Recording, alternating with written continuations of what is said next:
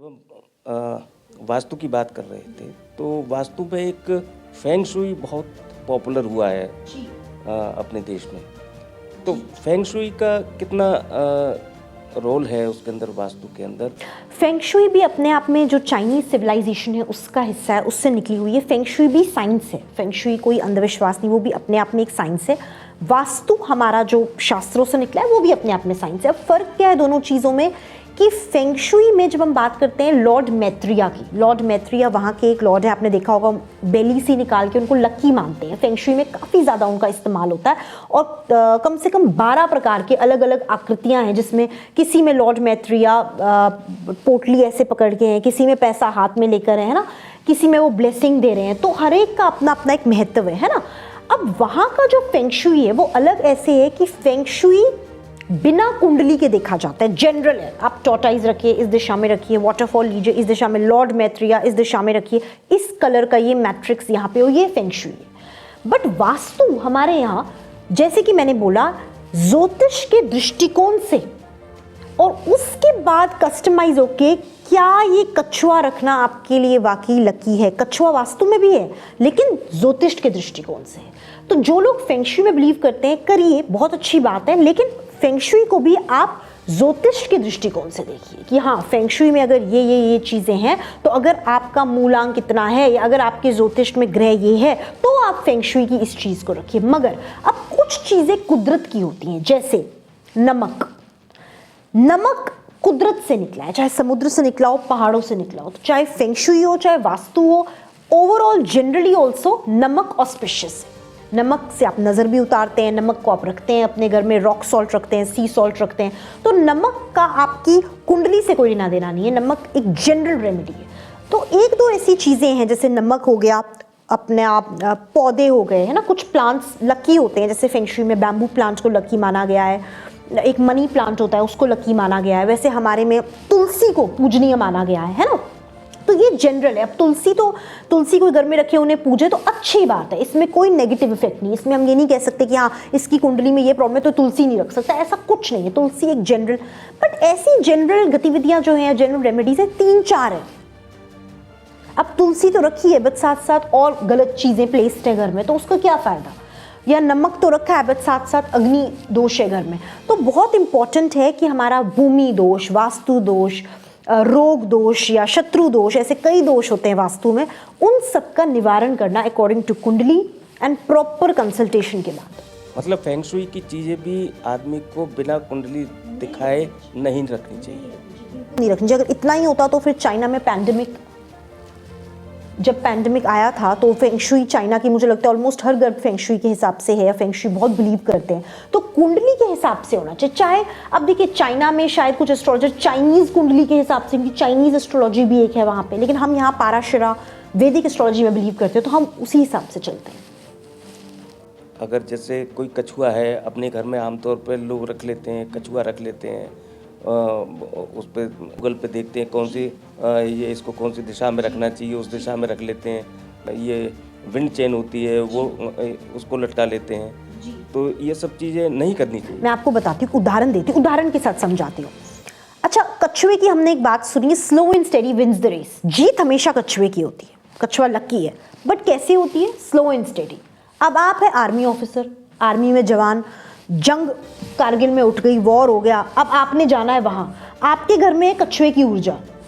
या आप है फायर ब्रिगेड ऑफिसर, इमरजेंसी में काम कर रहे हैं, आप है डॉक्टर, आपको तत्काल में काम करना है, आपकी एनर्जी तत्काल की चाहिए, तो कछुए की एनर्जी वहां काम नहीं आ सकती। कछुए की एनर्जी काम आती है जो आप, कोई संत है, कोई महात्मा है, कोई साधु है जिसको बस एकांत में जा रहा है, फिर उसको 5 साल बाद ज्ञान की प्राप्ति हो रही है, 10 साल बाद हो रही है, स्लो एंड स्टेडी, उसके लिए वो रूल एप्लीकेबल है। कोई हाउसवाइफ है, शांति से अपना घर का शांत है, वो अपना घर का काम कर रही है, उसको जो वो मिलना है, वो जब वो बहू से सास बनेगी तब उसको वो क्रेडिट मिलेगा, मतलब मैं एग्जांपल दे रही हूँ। तो वो एक लंबी यात्रा वाला, जो लंबी रेस का घोड़ा होता है, उसके लिए वो कछुआ सूट करेगा, कछुए की एनर्जी। फिर कछुआ किस चीज़ का है? मेटल का है, क्रिस्टल का है, लकड़ी का है, मटीरियल भी आपका इफेक्ट करता है।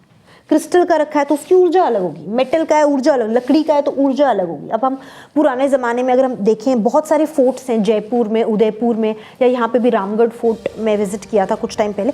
आप देखेंगे वहाँ पे ना कॉमन चीज़ें राजा महाराजाओं की आपको मिलेगी। एक तो सोर्ड्स मिलेंगे, बड़ी बड़ी वो मिलेंगी, गोल गोल आकार की पीतल की चीज़ें, तांबे की चीज़ें, लकड़ी की चीज़ें बहुत होंगी। फिर आपको वहाँ पे दिखेगा कि ईगल जो बाज होता है उसकी तस्वीरें होंगी। तो मैं मानती हूँ कि आज के युग से ज़्यादा ज्ञान तो उस युग में था, क्योंकि राजा महाराजाओं के साथ साधु संत तांत्रिक हर तरीके के लोग जुड़े हुए थे जो उनको बताते थे ऐसे ऐसे करो, इस चीज़ को करो, तब तुम राजगद्दी प्राप्त करोगे, उसको मेंटेन कर सकते हो। तो उनके पीछे वो गुरुओं का बहुत आदर करते थे। राजा अपनी पगड़ी भी गुरु के चरण में रखता था, गुरु से पूछे कोई काम नहीं करता था, तो राजगद्दी और पावर उसके पास मेंटेन रहती थी। बट कलयुग में गुरु का ही अनादर होता है। कलयुग में जो गुरु तत्व के लोग हैं उन्हें ही कुछ नहीं माना जाता। तो ये हमारे युग के कुछ फॉल्ट भी हैं, जो स्पेशली पिछले 100 साल का जो कलयुग आ गया, जब ये इलेक्ट्रॉनिक युग शुरू हुआ है ना, आफ्टर इंडिपेंडेंस। राजाओं के टाइम पे तो फिर भी चलो कुछ ड्रॉबैक्स भी थे, कुछ चीज़ें ऐसी थी जो उनकी वाकई, अभी भी हम फोर्ट पैलेसेस में जाएंगे तो कई चीज़ें थी जो कछुए नहीं रखते थे, वो शेर रखते थे। शेर और हाथी रखते थे, क्योंकि हाथी राहु का प्रतीक है। शेर क्यों रखते थे? चलिए माता रानी का प्रतीक है, उनका वाहन है, वो तो है ही है, बट शेर अपने आप में ताकत का भी प्रतीक है। बट आज हम शेर से कछुए पे आ गए हैं। हम शेर नहीं रखते घर में, हम राजाओं वाला फील नहीं दे रहे, हम कछुए रख रहे हैं। तो मेरे कहने का मतलब है हम अपनी संस्कृति से दूर भाग रहे हैं। हम वो चीज़ अडॉप्ट कर रहे हैं जो हमारे पूर्वजों ने की ही नहीं थी। हम अपने, हमें अगर कुछ सीखना है तो हम गूगल यूट्यूब पे जाने की जगह हम उदयपुर जाएं, हम जयपुर जाएं, हम राजमहल विजिट करें, हम वहाँ जो राजाओं की चीज़ें थी उनको समझें, फिर वो चीज़ का भोग लगाएं और उसको अपने डे टू डे लाइफ में इस्तेमाल। अगर हमें देखा देखी ही करनी है तो हम अपनी संस्कृति की देखा देखी करें ना, ये मेरा मतलब है। मुझे कछुए से कोई आपत्ति नहीं है, ना कछुए से कोई वैर है। मुझे कछुए से सिर्फ एक ही चीज़ है कि कछुआ सुस्त है। कई लोग कछुए की अंगूठी डाल लेते हैं, लकी है, आपको विनर भी बनाएगा, बट 1 साल की जगह 10 साल लगाएगा, क्योंकि कछुआ सुस्ती का प्रतीक है। खरगोश रख सकते हैं। अगेन खरगोश, डॉग, ये सब चाइनीज एस्ट्रोलॉजी का हिस्सा है। वो एनिमल्स के थ्रू एस्ट्रोलॉजी करते हैं, है ना।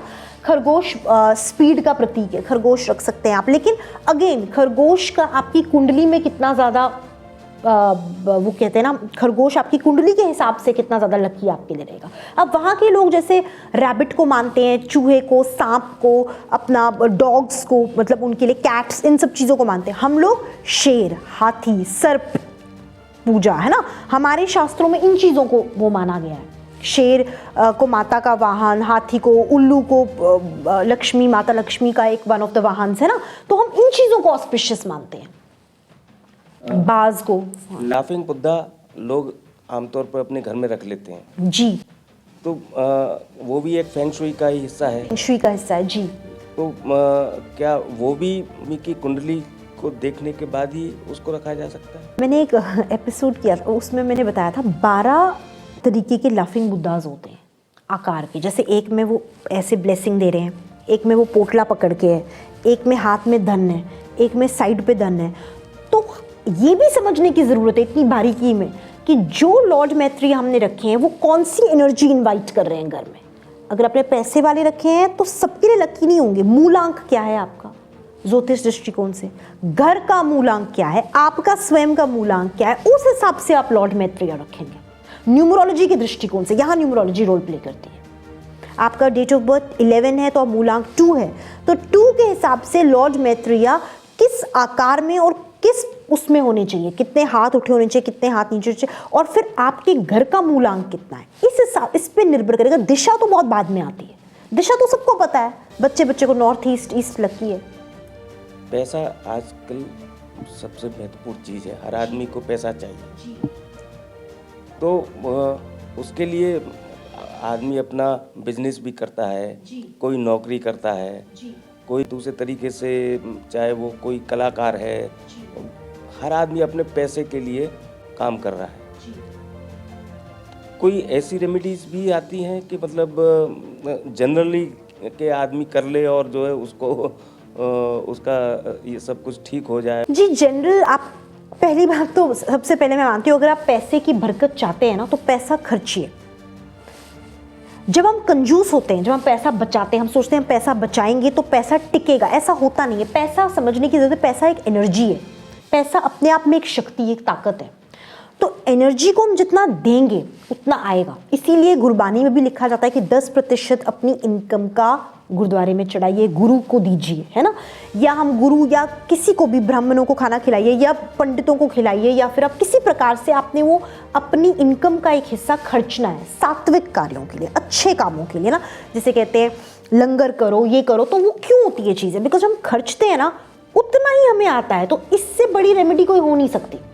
ये एक जनरल रेमेडी है, गुरबानी में भी है, शास्त्रों में भी है। लंगर कराइए, खुल के खर्चिए सात्विक कामों में, आपकी इनकम बढ़ेगी। इसको आप रेमेडी भी कह सकते हैं, इसको आप अच्छा कर्म भी कह सकते हैं, और इसको गुरु की बानी भी कह सकते हैं।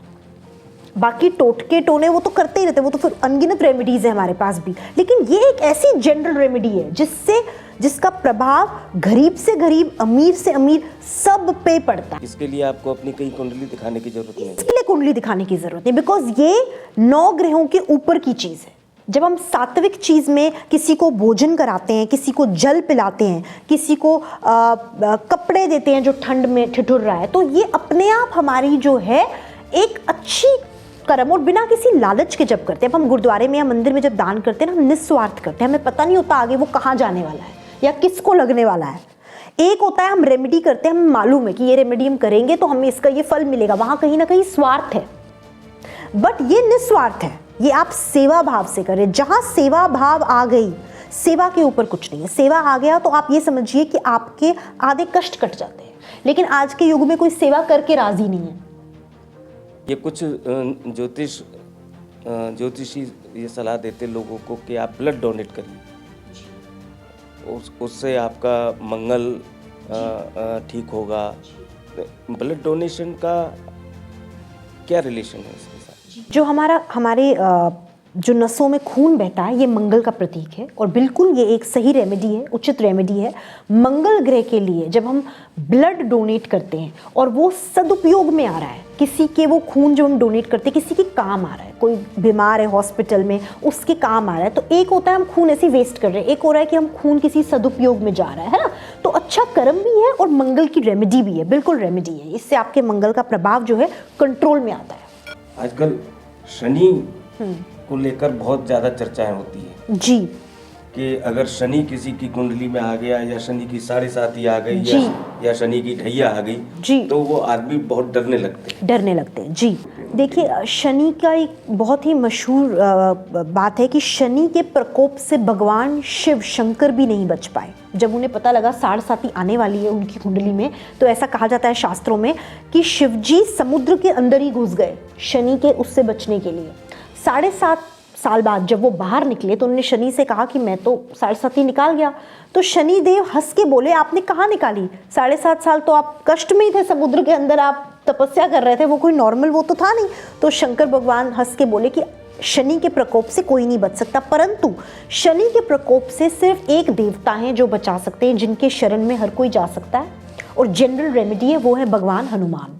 अगर आप हनुमान जी की उपासना करें, हनुमान जी के भक्त बन जाए, 7.5 साल उनको पूरा बकायदा एक भक्त की तरह उनकी पूजा रोज़ाना करें, उनके मंदिर में जाएं, हनुमान चालीसा पढ़ें, उनकी सेवा करें, उनके मंदिर में आप प्रसाद बांटें, लोगों में झाड़ू पोंछा करें, सेवा, हर प्रकार की सेवा करें, तो हनुमान जी की छत्र छाया आपके ऊपर होगी और 7.5 के प्रकोप से आप बच सकते हैं। क्योंकि हनुमान जी ही इकलौते थे जो शनि के प्रकोप से बचे थे, और जो आपको, अपने भक्तों को जो उनकी शरण में गया, उनको शनि के प्रकोप से बचा सकते हैं। तो ये एक जनरल रेमेडी है, इसके लिए कुंडली देखने की भी ज़रूरत नहीं है। और कलयुग में हनुमान जी जो है साक्षात विराजमान है। एक तो जैसे मैंने आपको कहा, जितना आप धर्म स्थानों में जाके सेवा करेंगे। अब मैं धर्म स्थान क्यों बोल रही हूँ, ऐसा नहीं कि मैं एक बहुत रिलीजियस बात कर रही हूँ, चाहे गुरुद्वारे हो, मंदिर हो, मैं इसलिए धर्म स्थान, क्योंकि धर्म स्थान में अपने आप ही एक स्वच्छता होती है, एक पाक एटमॉस्फेयर होता है कि वहाँ पे बानी पढ़ी जाती है, वहाँ पे कथा होती है, वहाँ कीर्तन होता है ना, तो वहाँ पे पूजा पाठ होता है मंदिरों में, तो अपने आप वहाँ पे जो नेगेटिविटी है वो कैंसिल हो जाती है। तो आप कोई भी सेवा जब मंदिर में या किसी धर्म स्थान पे करते हैं तो वो 100% लगती है, जनरल होती है वो, ठीक है। तो जितना हो सके वहाँ पे जाके सेवा करिए।